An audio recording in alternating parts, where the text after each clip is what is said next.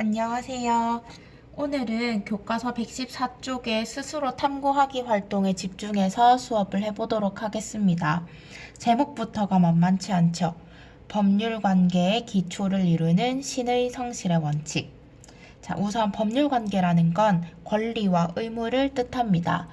프린트에 요 법률 관계 밑에다가 권리와 의무라는 단어를 좀 써보자. 권리와 의무.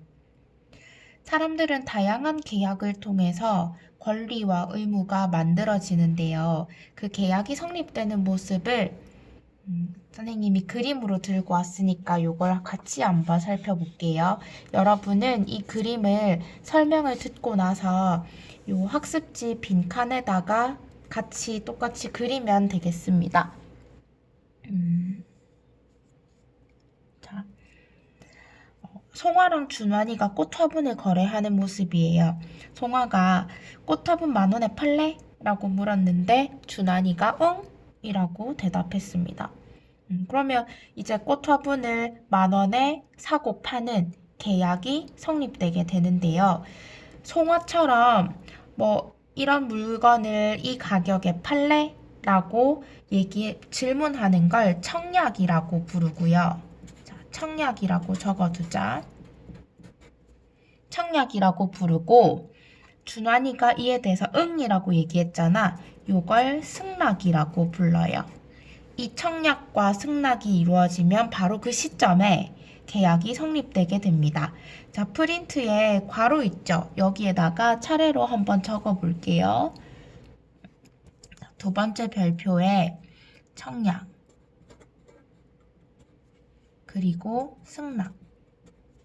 청약과 승낙이 이루어지면 바로 계약이 성립되고, 계약이 성립되게 되면 계약을 하는 양 당사자한테 권리와 의무가 발생하게 됩니다.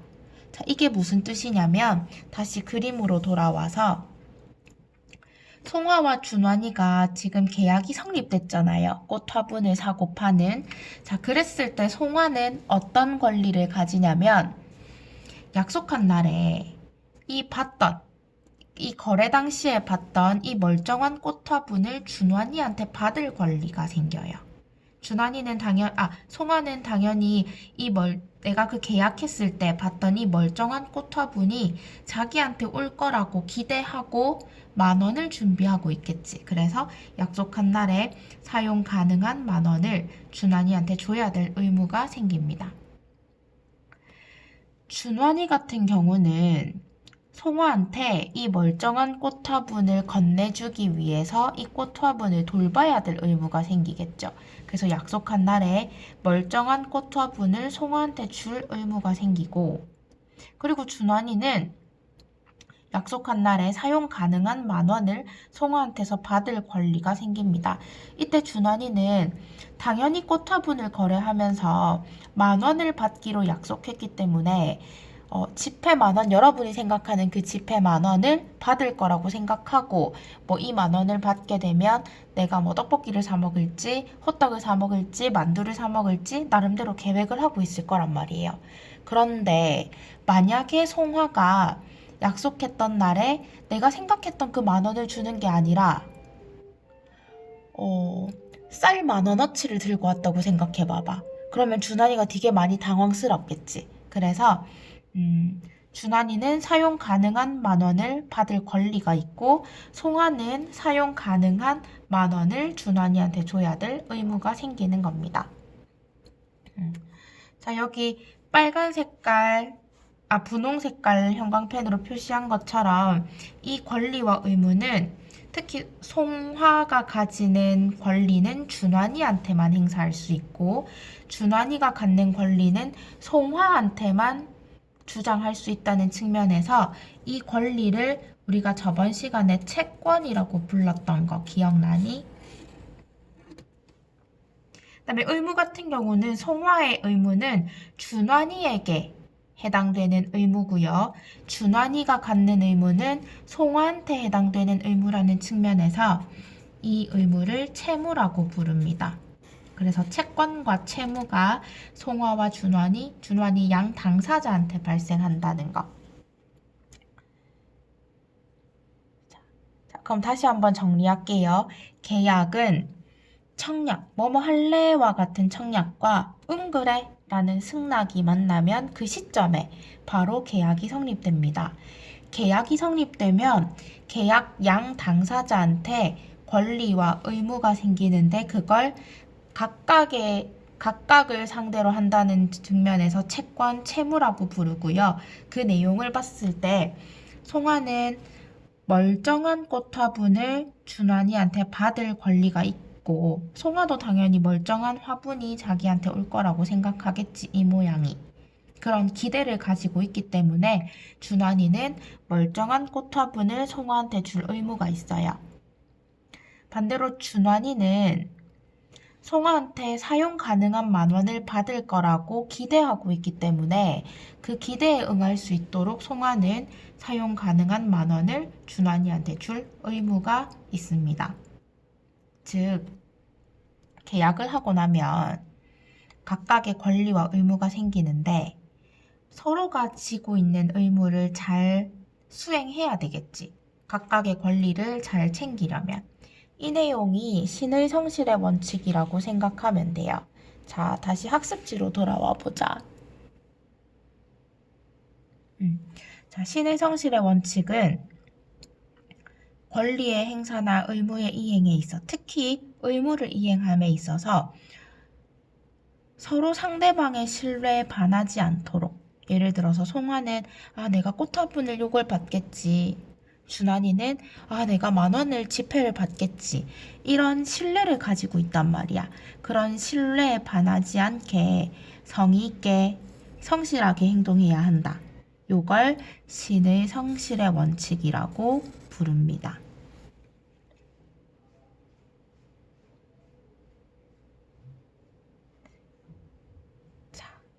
이걸 교과서 114쪽에 있는 사례와 함께 한번 살펴볼게요.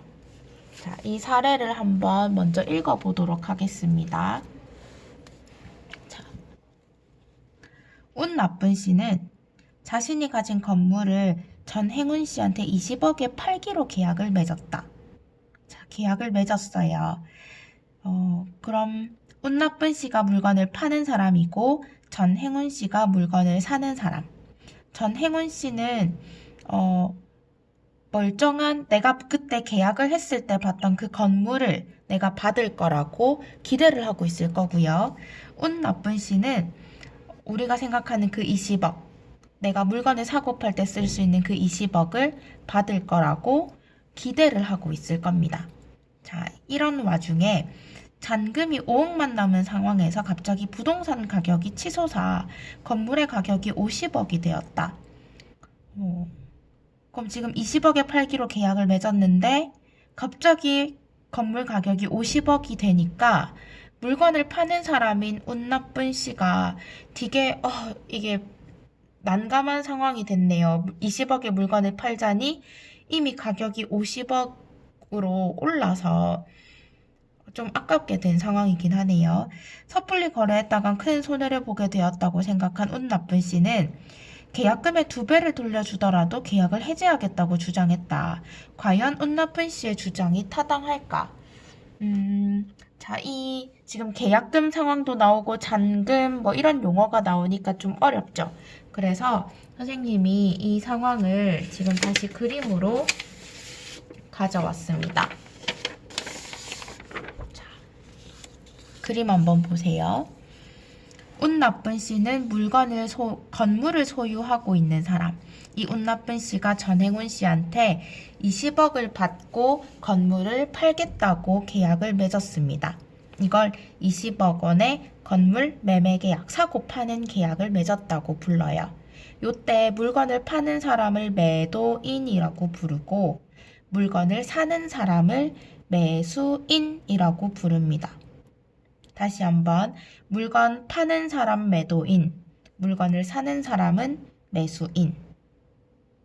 자, 일단 이렇게 기본 용어를 파악해 두고요. 어른들이 부동산을 거래할 때의 모습을 보여줄게요. 자, 프린트에 여기 밑에다가는 아까 쌤이 보여줬던 그림을 그리면 되고요. 자, 이제 부동산 거래하는 어른들의 방식을 보여줄게요. 자, 일단 부동산은 움직이지 않는 재산이라는 측면에서 건물이나 땅을 의미합니다. 자, 그럼 방금 사례에서 건물 계약을 하는 거기 때문에 부동산 거래라고 보면 되고요. 근데 부동산 거래는 우리가 떡볶이 사 먹을 때처럼 소소한 돈이 들어가는 게 아니잖아요. 뭐 작게는 1,000만 원, 작게는 몇 천만 원, 비싸게는 수십억 원이 왔다 갔다 하는 너무 큰 거래라서 돈을 한꺼번에 딱 내지 않고 두세 번에 나눠서 내거든요. 자, 그걸 계약금, 중도금, 잔금이라고 부릅니다. 자, 예시를 한번 들어볼게요. 자, 1억 원짜리 건물을 사고 파는 계약을 맺었습니다. 이랬을 때 맨 처음 내는 계약금은 제가 이 건물 찐뽕할게요. 제가 이걸 눈여겨보고 있습니다. 딴 사람한테 좀 팔지 마세요. 라고 제가 이게 찜해두는 느낌이에요. 보통 거래 금액의 10% 정도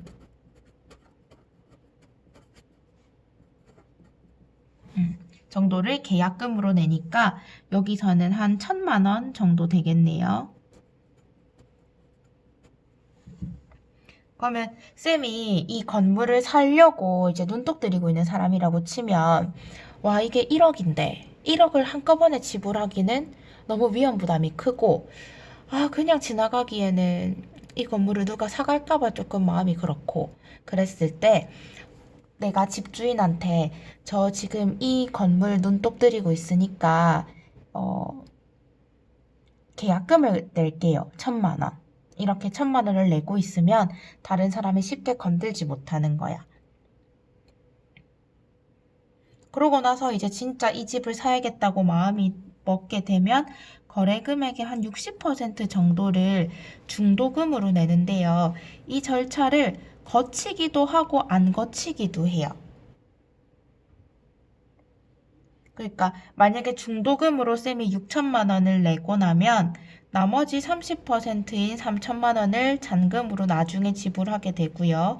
만약에 중도금이라는 절차를 거치지 않으면 계약금만 1,000만 원 냈다가 나중에 이 집을 진짜 사게 되었을 때 잔금으로 9천만 원을 지불하게 되는 겁니다. 그래서 금액을 뭐 3등분 아니면 2등분 해서 이렇게 나눠서 부동산을 거래하게 되는데 이때 파악해야 되는 게 계약금만 냈을 때는 집주인이나 쌤이나 계약을 마음대로 해지할 수 있어요. 다만 약간의 불이익이 있다면 지금 쌤이 이 건물을 사겠다고 1,000만 원을 낸 상태잖아. 근데 다른 집을 보다가 다른 집이 마음에 드는 거야. 그랬을 때 이 1,000만 원을 포기하고 다른 집을 거래하는 거지. 그럼 쌤 1,000만 원을 잃게 되는 거잖아요. 라고 얘기를 할 건데 왜 그런 왜 그런 룰을 만들었냐면 내가 이 건물을 사겠다고 눈독 들이고 있는 그 동안 내가 찌뽕해둔 그 동안 다른 사람이 와서 막 건물을 막 밟을 수도 있는데 쌤이 1,000만 원 계약금을 걸어놨기 때문에 집주인은 다른 사람한테 건물을 주지 못하고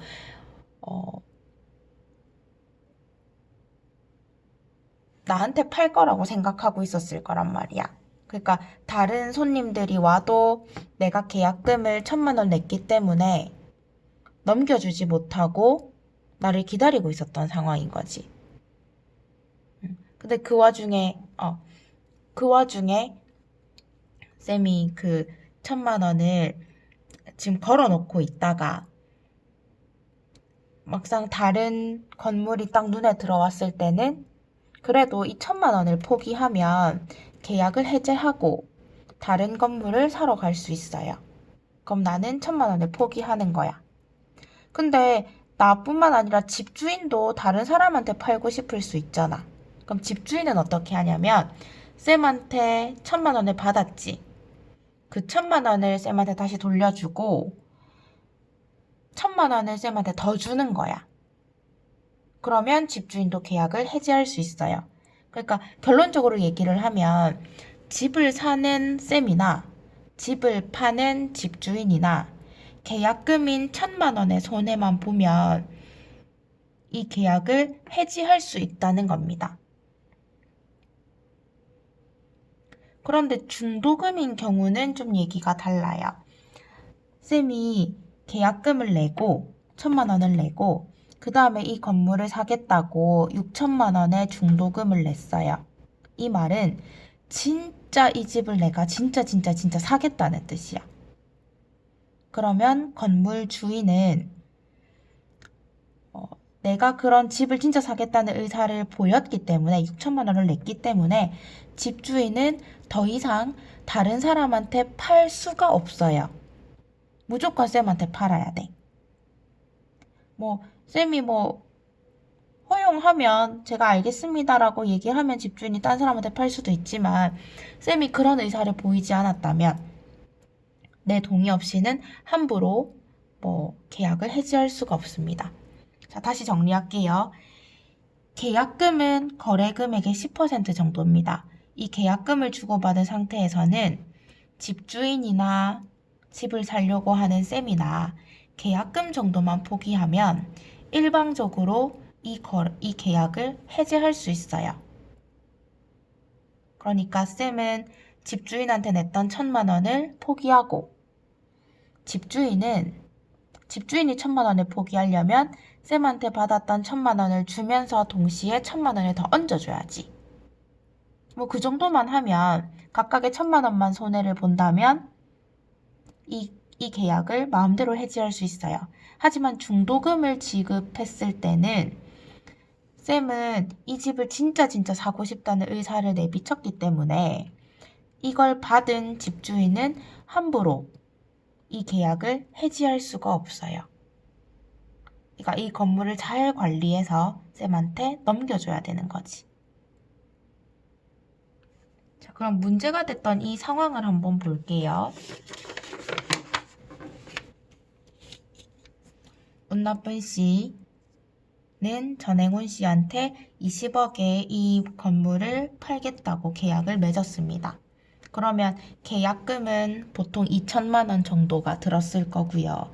2천만 원이 서로 왔다 갔다 한 상태고 이 글을 읽어보면 잔금이 5억이 남았다는 상황은 아마 돈을 3등분해서 나눠냈나 봐요.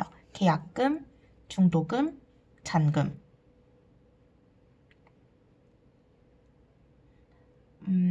그래서 계약금 2천만 원이 서로 오간 상태고 잔금이 5억밖에 안 남았다는 건 중도금을 냈다는 뜻일 거니까 그래서 중도금 지급이 이미 완료가 됐네요.